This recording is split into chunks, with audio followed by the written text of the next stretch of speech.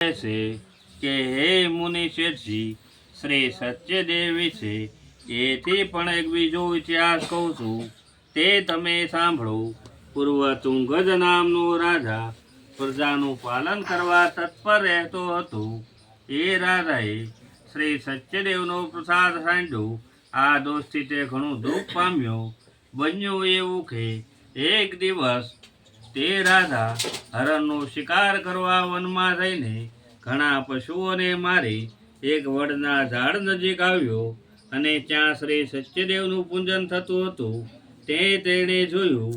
આ પૂજન ગોપગણ એટલે કે ગોવાળિયાઓ પોતાના ભાઈબંધો સાથે ભક્તિથી કરતા હતા. તે જોઈ પણ રાજા તેમની પાસે ગયો નહીં. તેમ દૂરથી પણ તેને નમ્રતાથી નમસ્કાર કર્યા નહીં.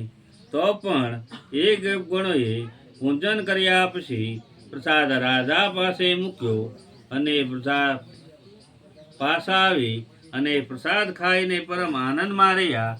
પણ આ બાજુ રાધાએ પ્રસાદ ન લેતા ત્યાં જ રહેવા દીધેલું. એ કારણથી તે ઘણું દુઃખ પામ્યું અને તેના 100 પુત્ર મરી ગયા. ધન ધાન્ય આદિ જે કંઈ હતું તે બધું જતું રહ્યું. ત્યારે તે રાજાને મનમાં વિચાર ઉત્પન્ન થયો કે મારું સર્વસ્વ શ્રી સત્યદેવે જ નીચે હરણ કર્યું છે.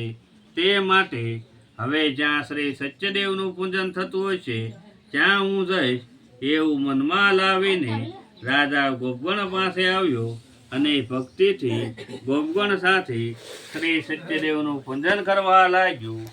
તે રાજા તે પછી શ્રી સત્યદેવના પ્રસાદથી ધનવાન તથા પુત્રવાન થઈને આ લોકમાં સર્વ સુખ ભોગવીને સત્યપુર વિશે ગયો.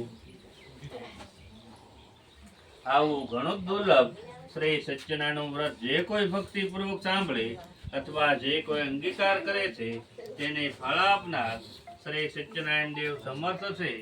શ્રી સત્યનારાયણ ભગવાનના પ્રસાદથી ધન સંપત્તિ પ્રાપ્ત થાય છે.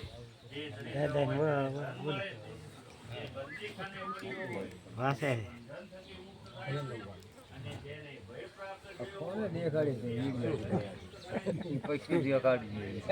આખા ગામમાં દેખાડીએ એટલા બેઠા હે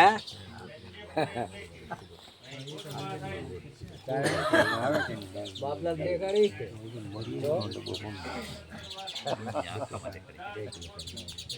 બાપુ ને કદાચ દેખાડવા